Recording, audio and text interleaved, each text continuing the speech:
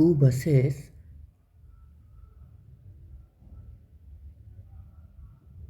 देखो बेटे, two buses A and B are at position 50 meter and 100 meter from the origin at T equal to 0।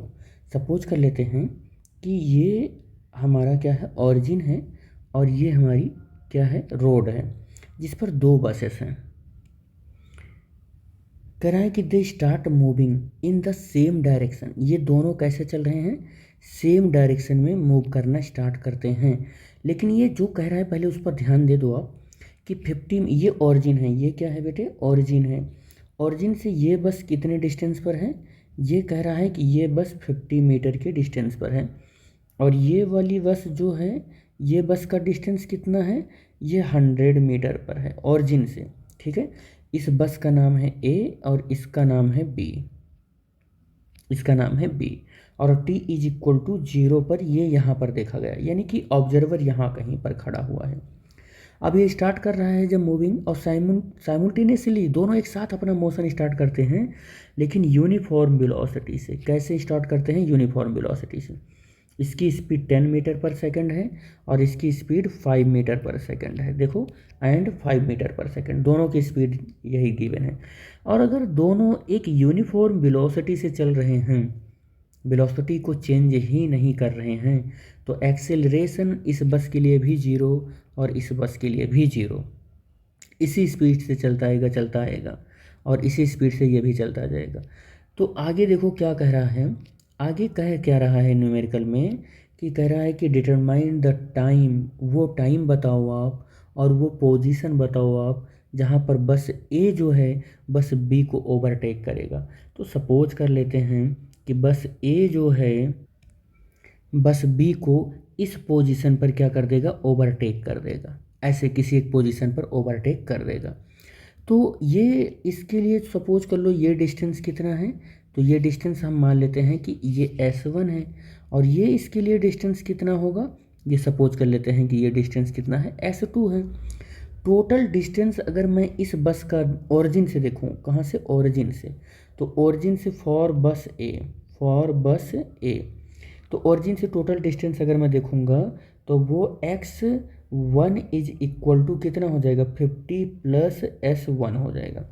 और for बस 2 कितना हो जाएगा बेटे, बस बी, तो ये हो जाएगा, ओरिजिन से ये डिस्टेंस देखी जा रही है, x2 is equal to 100 plus S2 हो जाएगा। ठीक है, एक चीज़ और देखना, ये वेलोसिटी दोनों के लिए यूनिफॉर्म है, तो एक्सेलरेशन अगर 0 है तो सेकेंड इक्वेशन ऑफ मोशन अगर S2 इक्वल टू मैं यहाँ लिखूँ S1 इक्वल टू,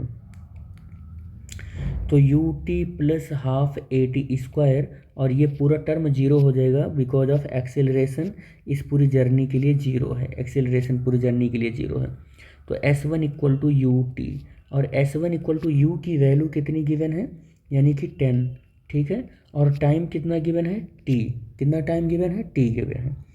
इस जर्नी के लिए यहाँ से यही क्वेश्चन लगाएंगे, S2 equal to ut plus half AT square, यहाँ भी एक्सेलरेशन इक्वल टू 0 है, तो S2 is equal to u की वैल्यू कितनी है, 5, और t सेम टाइम के लिए ना, दोनों मूवमेंट कर रहे हैं सेम टाइम के लिए, तो प्लस 0, तो S2 इक्वल टू 5t। अब ये वैल्यू क्या करते हैं, हम यहाँ पर पुट कर देते हैं, x1 equal to 50 plus S1 की जगह पर क्या रखना है हमको, 10 इंटू टी रखना है। ठीक है, T S x2 equal to 100, और प्लस यहाँ पर क्या रखना है हमको, यहाँ पर 5t रखना है। और अब आप देख लो, ओरिजिन से दोनों डिस्टेंस सेम है, ओरिजिन से दोनों डिस्टेंस सेम है, चाहे हम बात करें कि वो x1 है और चाहे हम बात करें इसके लिए कि x2 है, दोनों डिस्टेंस सेम है, तो x1 is equal to x2, यानी कि 50 प्लस 10 स्मॉल टी और 100 प्लस 5 स्मॉल टी। इसको सॉल्व करोगे तो 100 में से 50 जाएगा तो कितना हो जाएगा, 50 बचेगा, और 10t में से एक 5t जाएगा तो 5t बचेगा, t is equal to 10 second हो जाएगा। तो यहाँ पर फाइनल सॉल्यूशन यही आ जाएगा।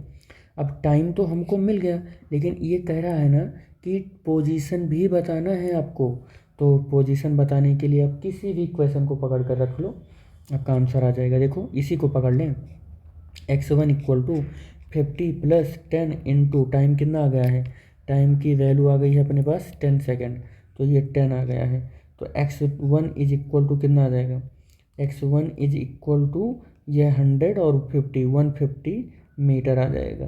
किसी भी क्वेश्चन को पकड़ कर रख लो आप, मान लो कि आप x1 को ना पकड़ कर x2 को पकड़ते तो 100 प्लस 5 इंटू 10, तो 100 और प्लस 50 यहाँ भी आ जाता है, 150 मीटर आ जाता। किसी भी क्वेश्चन को पकड़ते तो सॉल्यूशन आ जाता।